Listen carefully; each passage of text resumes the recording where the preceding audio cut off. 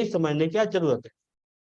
दोस्तों सबसे बड़ी चीज क्या हो जाती है, टाइम एक बड़ा इंपॉर्टेंट फैक्टर होता है कि किसी भी इंडस्ट्री में किस समय आपकी एंट्री हुई है, ये बहुत इंपॉर्टेंट फैक्टर, बहुत बड़ा रोल प्ले करता है। हर एक इंडस्ट्री के कुछ फेजेज होते हैं।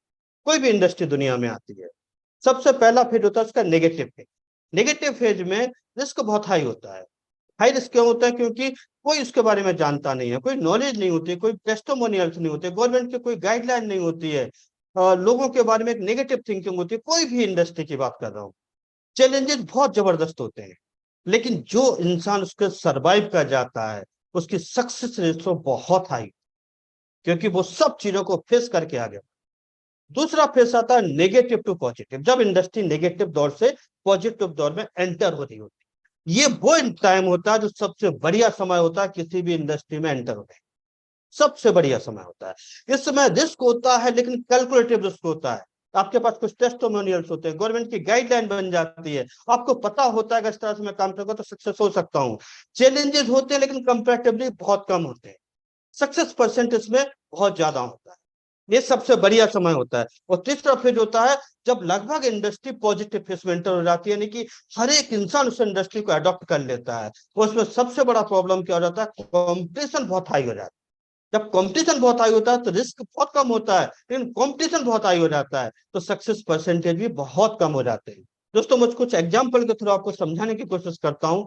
फिल्म इंडस्ट्री को हम लोग जानते हैं। फिल्म इंडस्ट्री जब इंडिया में आई थी, ऑलमोस्ट 1940s में आई थी, तो लगभग अगले 20 से 25 साल इस इंडस्ट्री के बारे में लोगों की धारणाएं बहुत बेकार, बहुत नेगेटिव फेज में थी। गवर्नमेंट को भी कुछ इसके बारे में कुछ अच्छा नहीं था, लोगों इसके बारे में बहुत अच्छी फीलिंग्स नहीं रखते थे। मूवीज देखना बहुत गलत माना जाता था समाज में। जो लोग मूवी में काम करते थे उनको बहुत गलत नजरिए से लोग देखते थे। इवन अगर फीमेल रोल प्ले करना होता था तो जो मेल कैरेक्टर होता था वो फीमेल बन के करेक्ट, ये स्थिति थी उस समय। तो ये 20 25 30 साल चली लगभग। उसके बाद थोड़ी सी अवेयरनेस आई और लगा कि नहीं, एक माध्यम है जो समाज में चेतना लाता है, ये एक माध्यम है जो लोगों को नए नए सब्जेक्ट के बारे में बताता है, ये एक चीज है जो इंटरटेन कराती है। ये समझ में आई लोगों को, गवर्नमेंट ने इसके लिए कुछ गाइडलाइन बनाई, गवर्नमेंट ने इसको बढ़ावा दिया, लोगों की रुचि बढ़ी कि ये कला का एक अलग ही माध्यम है। और उस समय जो लोग इस इंडस्ट्री में आए वो अगले 30 35 साल तक उन्होंने राज किया, और आज भी हम उन लोगों को जानते हैं अच्छी तरह से। और तीसरा फेज पॉजिटिव फेज, जब आज की डेट की हम बात करें 2000 के बाद की लगभग, तो फिल्म इंडस्ट्री बिल्कुल पॉजिटिव फेज में चल रही है। हर एक फैमिली का आदमी इसमें एंटर होना चाहता है, किसी भी कॉस्ट पे वो कोई भी कंप्रोमाइज करना हो, इवन उस लेवल पे भी वो जाना चाहता है, क्योंकि फिल्म इंडस्ट्री एक चमकती दुनिया हो गई है। आज लोगों को लगता है ये कैरियर बनाने का बहुत बढ़िया माध्यम है, लेकिन आज की डेट में बहुत चैलेंजेस। अगर मैं पहले फेज की बात करूं, नेगेटिव फेज की, तो उस समय दादा साहब, राज कपूर, गुरुदत्त, उनका जमाना था। उन्होंने बड़े चैलेंजेस फेस की, टेक्नोलॉजी नहीं थी, लेकिन आज हम उनको जानते हैं। और जब तक इंडस्ट्री रहेगी लोग उनको जानेंगे, उनके नाम पे अवार्ड लेते हैं लोग, उनका अवार्ड लेके बड़ा प्राउड फील करते हैं कि मुझे दादा साहब फाल्के पुरस्कार मिला।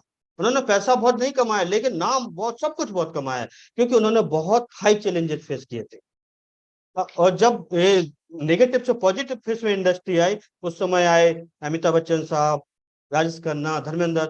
आज उन्होंने उस समय उस इंडस्ट्री को इतना कैश कराया कि बहुत नेम और फेम कमाया, क्योंकि सब कुछ उनके फेवर में हो गया था। जो टाइम उस समय इंडस्ट्री में आए, बहुत अच्छे एक्टर भी नहीं थे कई, तो वो भी बहुत सस्टेन किए। एक फिल्म सुपर हिट हो जाती थी तो 5 साल उनका करियर स्टेबल हो जाता था। आज के डेट में ये स्थिति है कि एक फिल्म क्या, कई फिल्म सुपर हिट होने के बाद अगर 2 फिल्म फ्लॉप हो गई तो लोग भूल जाते हैं। इतना भयंकर कंपटीशन है। दोस्तों मैंने कंप्यूटर साइंस से इंजीनियरिंग किया ईयर 1996 में, और मैं अपना एक एग्जांपल आपको बताना चाहता हूं कि 1998 में मैंने पहली प्रोफेशनल वेबसाइट किसी क्लाइंट के लिए डेवलप की। एक 5 पेज की वेबसाइट थी, केवल 5 पेज की, एक स्टैटिक सिंपल सी इंफॉर्मेशन थी, कोई हाई फाई वेबसाइट नहीं थी। क्योंकि उस समय लोगों को वेबसाइट डेवलप करना नहीं आता था, लेकिन मैंने वेब पेज डिजाइन करना, सर्वर पे अपलोड करना, सब सीख लिया था। उस 5 पेज की वेबसाइट का मुझे 16,000 रुपए मिला था, क्योंकि मैं उस समय आया था जब इस बिजनेस को, कुछ उस काम को कोई जानता नहीं था। आज अगर उसी वेबसाइट की मैं बात करूं तो मुझे कोई 500 रुपए भी नहीं दे, क्योंकि आज की डेट में इतने टूल्स अवेलेबल हो गए हैं। यूट्यूब पे एक 15 मिनट का वीडियो देखें तो आप उतना वेबसाइट बना सकते हो। ये सब मैं आपको क्यों बता रहा हूँ कि समय का बड़ा इंपॉर्टेंट रोल है। अब डायरेक्ट सेलिंग इंडस्ट्री की हम बात करें, 1996 में इंडिया में लगभग आई थी, और अगले 20 साल 2016 तक एक भयंकर नेगेटिव फेज से इस इंडस्ट्री ने निकली। गवर्नमेंट की कोई गाइडलाइन नहीं थी इसको लेकर। पब्लिक तो इसके बारे में क्या क्या कहती थी आप लोग सोच भी नहीं सकते, हम जिनको प्रेजेंटेशन दे जो लोग। लेकिन उस समय जो लोग इस बिजनेस में आए, सस्टेन किए, सर्वाइव किए, उनकी सक्सेस अगर देखोगे तो बहुत हाई है। आज की डेट में जो लोग अभी आए हैं, 6 महीने पहले आए हैं, 1 साल पहले आए डीओ सॉफ्टवेयर, उन लोगों से पूछो कि आप किसके जैसा बनना चाहते हो, कौन सी सक्सेस आप पाना चाहते हो, तो लोग कहते हैं मैं कुमार मनीष जैसा सफल होना चाहता हूँ, मैं चिंटू सर जैसा सफल होना चाहता हूँ, मैं रणवीर सर जैसा सफल होना चाहता हूँ, मैं सुधांशु सर जैसा सफल होना चाहता हूँ, मैं सुंदर सर जैसा बनना चाहता हूँ, मैं लोबाना सर जैसा बनना चाहता हूँ, मैं संजय चौधरी जैसा बनना चाहता हूँ, मैं रविचंद्र जैसा बनना चाहता हूँ। लेकिन दोस्तों, बनना तो चाहते हो, इनके चैलेंजेस आपको मालूम है, इन्होंने क्या चैलेंजेस फेस किए, कितना हाई रिस्क लिया अपने करियर पे। अगर वो चैलेंजेस की अगर मैं बात करूं तो एक सेशन चाहिए मुझे चैलेंजेस गिनाने के लिए। एक सेशन आपको बताना पड़ेगा कि क्या चैलेंजेस इन्होंने फेस किए, क्योंकि ऑलमोस्ट 17 साल मुझे भी इस इंडस्ट्री में हो गए। किस तरह के चैलेंजेस हम लोग फेस करते थे आप लोग सोच भी नहीं सकते। इसीलिए इनकी सक्सेस बहुत बड़ी रही है, क्योंकि बहुत हाई रिस्क लिया। लेकिन दोस्तों 2016 में आप लोग बहुत खुश नसीब लोग हो कि आप उस समय से इंडस्ट्री में आओ जब industry negative to positive phase में एंटर हो चुकी।